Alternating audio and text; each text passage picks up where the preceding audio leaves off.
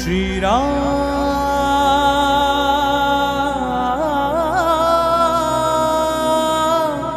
Jai Shri Ram Jai Shri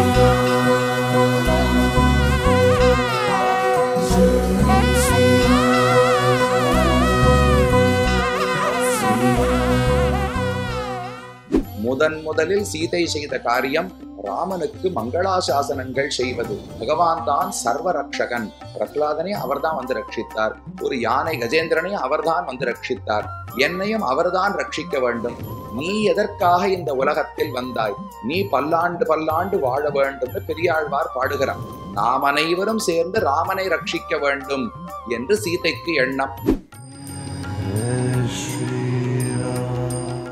Sita வாய் திறந்து பேசுவதே தீட்சிதம் விரதசம்பன்னம் வராஜினதரம் சுச்சிம் குரங்க ஸ்ருங்க பாணிம் ச பஷ்யந்தி த்வாம் பஜாம்யஹம் பூர்வாம் திசாம் வஜ்ரதரஹ தக்ஷிணாம் பாதுதே யமஹ வருணஹ பশ্চিமாம் ஆஷாம் தனேஷஸ்து உத்தராம் திசம் என்று முதல்ல சீதை பகவானுக்கு பல்லாண்டு பாடுகிறார்.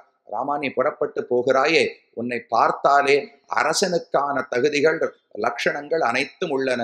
நீ திரும்ப வரும்போது தசரதனாலே அரசுக்கு பட்டம் கட்டப்பட்டு திரும்ப வருவாய் என்று சீதை சொல்லி, நீ போகும்போது உத்தராம் திசம் வடக்கு திசை தான், பூர்வாம் திசம் வஜ்ரதரஹா கிழக்கு திசையில் உன்னை இந்திரன் ரட்சிக்கட்டும், வடக்கு திசையில் குபேரன் தனேசனான குபேரன் ரட்சிக்கட்டும், அதே போல தக்ஷிணாம் பாதுதே யமஹா தெற்கு திசையில் யமதர்மராஜன் ரட்சிக்கட்டும், மேற்கு திசையில் இவர் ரட்சிக்கட்டும், வருணன் ரட்சிக்கட்டும் என்று ஒவ்வொரு திக்கிலும் மற்ற தெய்வங்கள் எல்லாம் ராமனை காக்க வேண்டும் என்று மங்களாசாசனம் செய்கிறார்.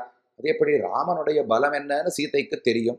எவ்வளவு பெரிய வீரன் நன்றாக தெரியும். அந்த ராமனை இந்திரனும் சந்திரனும் குபேரனுமா ரட்சிக்கணும். அவர்கள் அனைவரையும் விட ராமன் தான் உயர்ந்தவன், பரம்பொருள்னு செறிந்த சீதை எதற்காக ராமனுக்கு மங்களாசாசனம் செய்கிறாள்னால், இன்றைய பாட்டு நமக்கும் அமைந்ததொல்லியோ. ஆண்டாள் இன்றைய பாசுரத்தில் திருப்பாவையில் அன்னி உலகமளந்தாய் அடிபோத்தி சென்னங்கு தெண்டலங்க செத்தாய் திரள் போத்தி பொன்னச் சகடமுதைத்தாய் புகழ் போத்தி கண்ணு கொணிலாய் எரிந்தாய் கழல் போத்தி குன்னு குடையா விடுத்தாய் குணம் போத்தி வெண்ணு பககெடுக்கும் நின் கையில் வேல் போத்தி என்று திரும்ப திரும்ப பல்லாண்டு பல்லாண்டு போற்றி போற்றி என்று மங்களாசாசனம் செய்கிறார். ஆண்டாளைப் போலவே இங்கு சீதையும் முதலில் சீதை செய்த காரியம் ராமனுக்கு மங்களாசாசனங்கள் செய்வது.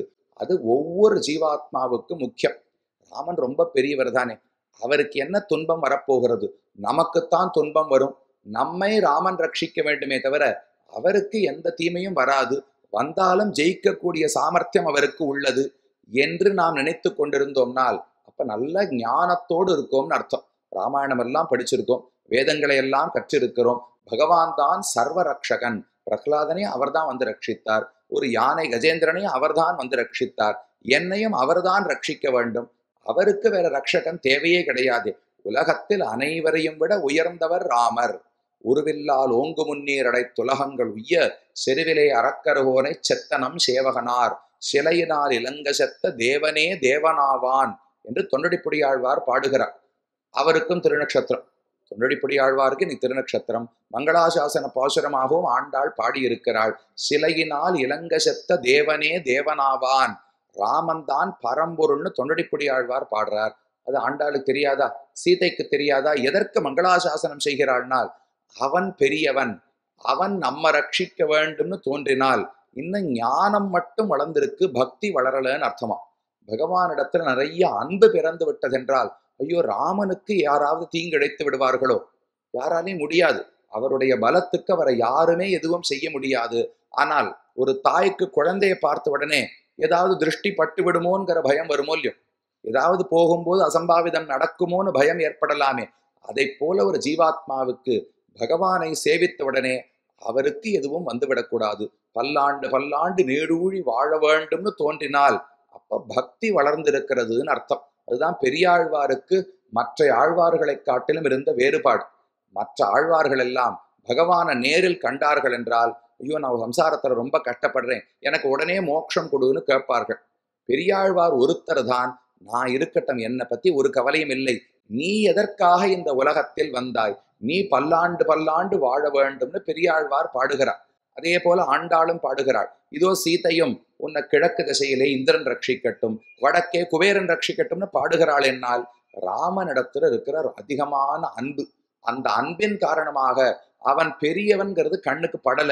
ஐயோ இவ்வளவு சுகுமாரமா இருக்காரு, இவ்வளவு மென்மையானவரா இருக்கிறாரு, சின்ன வயசா இருக்கே, இவரை எல்லாரும் பார்த்து ரட்சிக்க வேண்டும், நாம் அனைவரும் சேர்ந்து ராமனை ரட்சிக்க வேண்டும் என்று சீதைக்கு எண்ணம். அதனால முதலில் பேசும்போது ராமனுக்கு மங்களாசாசனங்களை சீதை செய்தாள். ஒவ்வொரு ஜீவாத்மாவும் பகவானுக்கு கண்டிப்பா மங்களாசாசனம் செய்ய வேண்டும். அதுக்கு முன்னோடியா சீதை இருந்து காட்டுகிறார். மேலும் இது போன்ற சிறப்பான நிகழ்ச்சிகளை காண இப்போவே லைக் பண்ணுங்க, ஷேர் பண்ணுங்க, மறக்காம சப்ஸ்கிரைப் பண்ணுங்க.